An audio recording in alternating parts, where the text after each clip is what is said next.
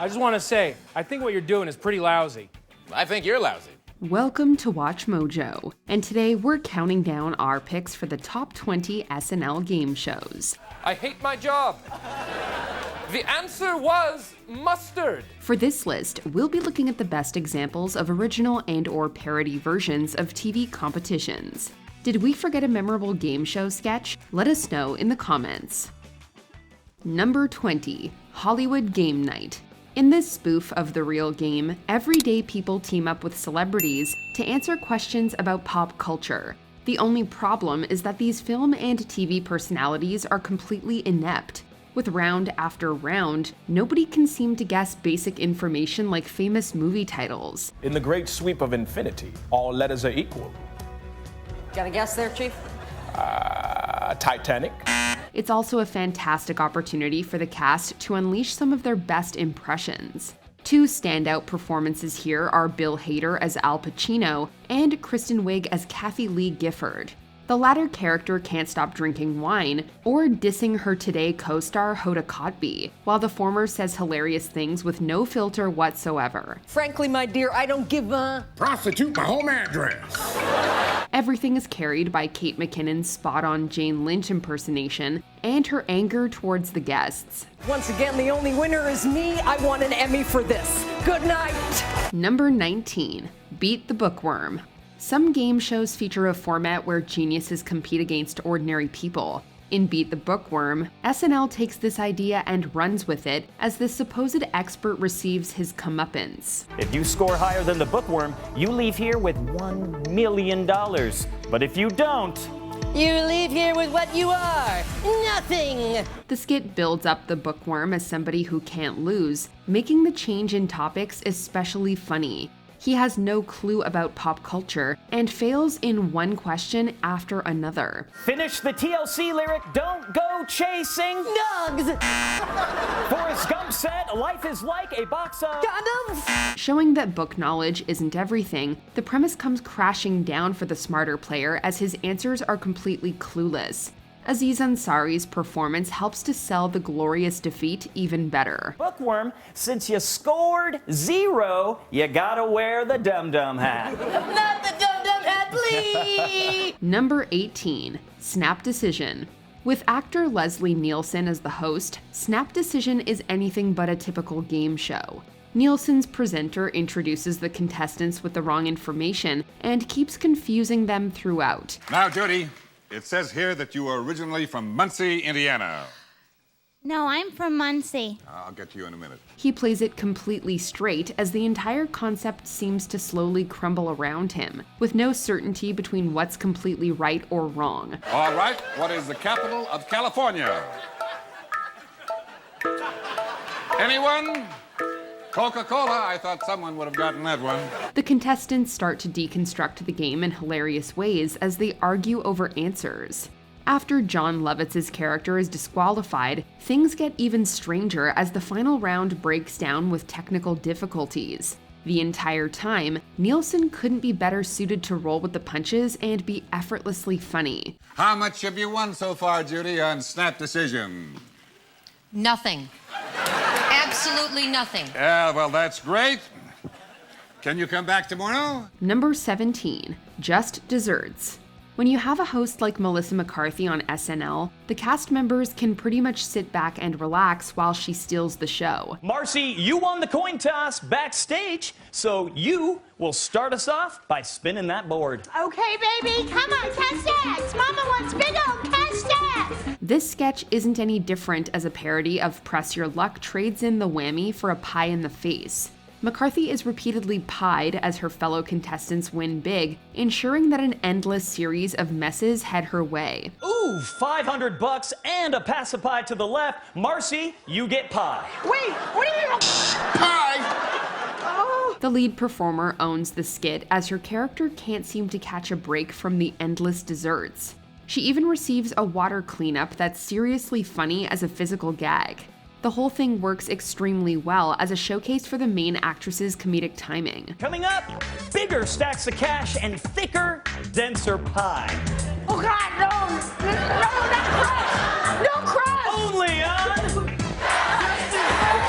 Number 16. What is burn notice? With so much content to watch, it's impossible to know everything on TV. This is one of the main concepts behind the game show, What is Burn Notice? Well, the game is easy. All you have to do is tell me something, anything, that you know about the highly rated USA Network television show, Burn Notice. Contestants guess what the program is actually about, but are unable to come close to the real answer. Yes, Burn Notice is a show about handsome firemen. The host reminds them that the series in question is popular despite nobody present having any idea about it. Stumping the panel, the recurring joke about burn notice being obscure to the players never gets old. A visual clue doesn't really help them all that much until one person makes a last-minute guess. Are they in Miami? Oh. Oh my God. I've never heard that sound before. You know, I think that means you are correct. For those who remember the USA property, you'll really love this random nod to it. Number 15. Wheel of Fortune. Fans of this classic show will appreciate the attention to detail in this sketch. For their Wheel of Fortune parody, the writers take aim at Vanna White's lack of dialogue and Pat Sajak's frustrations with the contestants. By the smiles of our teeth. By the smiles of our that's teeth. it, Smiles. of course. No, I'm sorry, Marjorie. Just as a reminder, the remaining word has 4 letters. Right, Vanna? This particular version also explores the funny result when all 3 competitors can't solve the puzzle. Even with the host's hints, the people take turns failing and then passing in a never-ending round. Kenny. Oh, you know what? No. Pass. Tom Hanks' subtle performance as Sajak deserves mention for his slow burn intensity. Ending the whole skit with a huddle, the presenter sends off his guests with a laughable speech about his personal growth. Fly free, you stupid little dumb birds. That's beautiful. Number 14. New cast member or Arcade Fire? Since they had so many new cast members at the time, SNL decided to poke fun at them with this game show. Tina Fey must choose between the performers and Arcade Fire members in a super specific and funny idea. I feel pretty good about this. The guy in the glasses is the new cast member. You are correct! There are also specific outfits and props that make the decision even harder. If that isn't enough, they also include a memorable challenge to see who can do a better Robert De Niro impression. Are you talking to me? Are you talking to me? I'm watching you, fucker. I'm watching you. By the end of the sketch, Lorne Michaels makes a hilarious cameo as he reveals that even he can't tell the difference. Is it the black one? What? You mean me? No, man! I'm Keenan! It's a great and rare use of the musical guest that allows more people to flex their comedy skills. Number 13. It's a Date. Instead of doing a traditional dating competition, SNL chooses to play with the typical rules. One contestant is relatively normal, and the others are just duos that openly break the mold. So come take a ride with us. Freaking in the back of a PT Cruiser. Rental. Quickly stealing the game away from the first competitor, Andy Samberg and Justin Timberlake's R&B singers prepare goofy songs of seduction. There's also the Festrunk brothers bringing their wild and crazy energy to the proceedings. So get ready to take a hike, because we are 2 wild and crazy guys! As the answers become more insane, the woman choosing seems to be really into it in a funny way. Bill Hader's chaotic host brings a dose of dark comedy to it all. By the end, it's become a glorious mess of wacky characters that defy good taste. You know we had a great time on this dumbass show. We formed a tremendous alliance. Number 12. What's that name? Have you ever forgotten someone's name in a truly embarrassing moment? If so, then this particular idea will be your worst nightmare. I open the door for you every day. I've always got a joke and a smile. What's my name? Hey, man. How's it hanging? This game show asks contestants to provide the names of various people. These include civilians from their personal life that they're supposed to already know. I think it's something like Eeyore. That is Cartoon Donkey. Of course it is. It's a clever premise that starts to get better as you realize Paul Rudd's character can't remember his own doorman. There are so many additional questions that the show raises, including why somebody would go this far to embarrass anyone. Norman the Doorman. Rhymes even. Yeah, right. It's so easy. Regardless of its logic, the program makes for a truly entertaining and surprising sketch. Number 11, Super Showcase. Sometimes a sketch dive bombs to the point of being spectacular. I can't believe I made it to the Super Showcase round. We're excited for you, and our showcase models are excited for you too. Congratulations, Deborah. You're on your way. This is the case for this game show with Kristen Wiig and Maya Rudolph as two showcase models. They're supposed to let the contestant know what they lost, but everything goes haywire as Wiig starts to laugh. You love golf. You love the next president to win. The increasingly ridiculous prizes don't help her or Rudolph keep a straight face either. The golf cart gag might be the best part, narrowly avoiding an accident and tearing through the set. Bill Hader can barely stay in character as he hides his laughing throughout the skit. That wasn't supposed to happen. Number 10, Who Wants to Be a Millionaire with Steve Harvey. The volcano known as... Kenan Thompson is an SNL game show MVP, and his Steve Harvey impression is among his best. Imagining him as a bumbling oaf, he mispronounces and misunderstands every question he reads to various confused contestants. This spice, popular on Italian dishes, is from the mint family. Is it A, origami, B, Brazil, C, horseradish, or D, paprikans? I love paprikans. My makeup lady is half paprika. The earnestness with which he progresses through the questions despite the clearly unfair misreading is absolutely ludicrous, and things appear to boil over when host Gabourey Sidibe decides to take matters into her own hands, literally.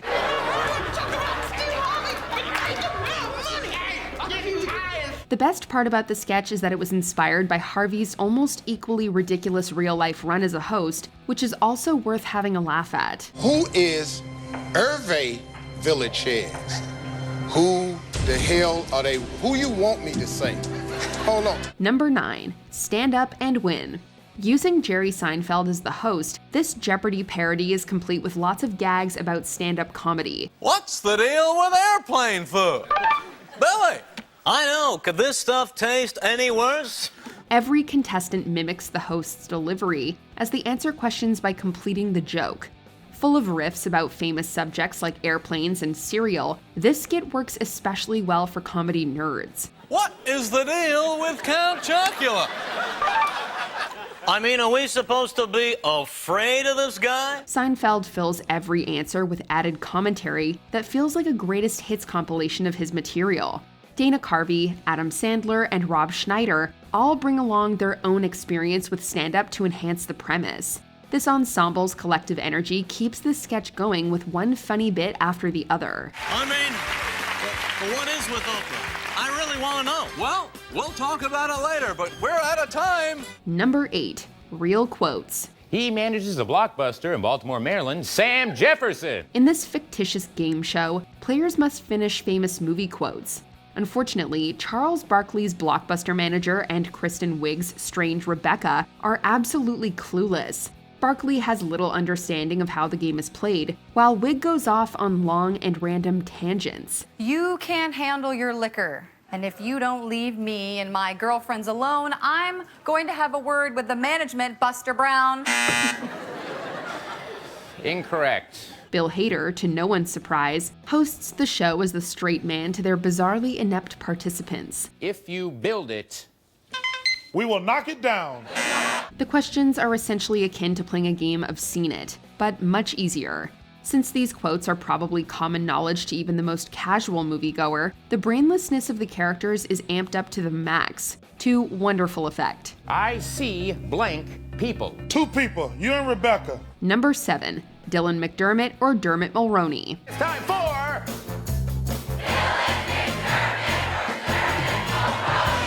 We all have a handful of celebrities that we mix up with others, but what if you were challenged to differentiate them? Dylan McDermott of American Horror Story and Dermot Mulroney of My Best Friend's Wedding are two similar-looking and similar-named actors, and the contestants are baffled trying to discern which is which. Can you put a bigger space between the names? So we know when the first name ends and the second name begins?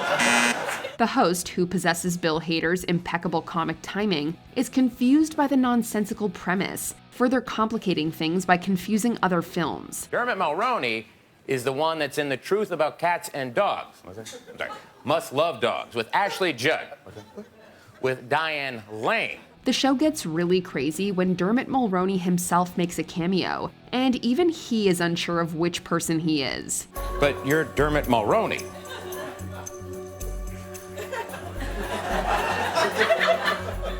I am. Number 6. What's Wrong with Tanya? Anyone who's ever caught a glimpse of a Lifetime original movie can understand exactly how melodramatic and ridiculous they can be. The funny ladies take center stage in this game show, in which three mothers have to figure out what's wrong with their daughter Tanya. Tanya, you're a secret stripper! No. There's a joke packed into just about every moment, all of which poke fun at Lifetime. It's a perfect sketch for host Anna Faris, who made a name for herself with her dramatic hilarity in the Scary Movie series, a talent she falls back on here. But whatever happened to Tanya? She died. The sketch feels meticulously researched, and it's even more rewarding to find out that Kristen Wiig later made a Lifetime movie herself with Will Ferrell. Captain Robert Benson! You, boat, now! Looks like I'm gonna have to run down there and pull her off that dock myself. Yep. Captain Robert Benson! I am getting in this boat! Number 5. Game of Thrones. Zach Galifianakis brings his trademark kookiness as a Game of Thrones superfan competing in a quiz show about the hit show. Well, mostly about the hit show. Host O.J. Sampson gives the poor dragon-clad dude questions that aren't even related to Westeros. What is the capital of Wisconsin? I thought this was going to be a Game of Thrones geography. The finale is a torture so cruel that only Cersei could have thought it up, as Nikolai Coster-Waldau makes a cameo only to embarrass the contestant. What is today's date? Okay, I know we're in the 2000s. He doesn't know. It's a fun watch whether you can relate to the Game of Thrones fanatics or Bill Hader's clearly annoyed host. After all, when you play the Game of Thrones, you win or get horribly humiliated. See you next week on another Game of Thrones, Game of Thrones! Number 4. Meet Your Second Wife. When Tina Fey and Amy Poehler combine forces, the laughs could almost bring Studio 8H crumbling down. The duo returned to SNL and premiered this gem of a sketch, wherein they hosted a show that introduces married men to their future spouses. Wait, I'm sorry, what is this show now? It's obviously an awkward subject, what with the current wives in the audience, made even more uncomfortable by the fact that all of the future wives are very young. Okay, Steve, let's meet your second wife. Fey and Poehler's glee at the contestants' obvious discomfort raises the comedy, as does the surreal nature of the show itself. The cherry on top is the final gag that the show itself will be responsible for the death of one current wife. I am not leaving Elaine. You're right, you won't. Sadly, Elaine will pass away in a tragic kayaking accident. Number 3. Secret Word. If you can't tell by now, Kristen Wiig is one of SNL's all-time greats. Mindy Grayson continually participates on Secret Word, despite clearly having a poor grasp of the rules. I agree! Her flamboyant theater actress ranks among Wiig's best characters, always breaking the cardinal rule of the game by outright stating the secret word. And I put my hand on my horn and I honk it. That was it, Mindy. You said the secret word. The sketch rises above its seemingly single-joke premise with Wiig's consistently dynamic performance, as well as a slew of peculiar one-off characters that compete against Mindy. It's sketches like these that exemplify why Wiig and Bill Hader received Emmy nominations for their time on the show, while also providing showcases for various hosts. Sit down, sit down. Showbiz magazine said, "How long is this?" Right. Number 2. Celebrity Family Feud. Kenan Thompson's Steve Harvey returns as host in this parody of the real-life celebrity family Feud. Allowing the cast to pick and choose their best impressions gives all the cast members time to shine, with Jay Farrow and Kate McKinnon always being particularly memorable. I want a MAFTA. That's a BAFTA they give on the moon. The political edition of the sketch stands out as having some of the best impersonations, including guests Daryl Hammond as Bill Clinton and Larry David as Bernie Sanders. When does this actually stop? The whole thing is hellos. My grandmother can knit a sweater in that time. It's one of the best sources of celebrity imitations on the series, allowing for some of the most absurdly comical moments of recent seasons. That's a stupid ass question, and I hope you burn in hell! Before we continue, be sure to subscribe to our channel and ring the bell to get notified about our latest videos. You have the option to be notified for occasional videos or all of them. If you're on your phone, make sure you go into your settings and switch on notifications. Number 1. Celebrity Jeopardy! Welcome to Celebrity Jeopardy! Celebrity Jeopardy is not only SNL's best game show parody, it's one of the series' most famous recurring sketches. And rightly so. Like Celebrity Family Feud, it's brought about some of the show's best celebrity impersonations. None better than Daryl Hammond's renowned and antagonizing Sean Connery, and Will Ferrell's exasperated Alex Trebek. Let's just go with letters or numbers for 200. The unbelievable idiocy of the celebrities always manages to surprise with each iteration, never failing to please the audience. This sketch was followed by a spiritual successor, Black Jeopardy, which is an excellent staple of the more recent seasons. But after all this time, one question is still unanswered. What exactly are potent potables? And the categories are potent potables. Did you enjoy this video? Check out these other clips from WatchMojo and be sure to subscribe and ring the bell to be notified about our latest videos.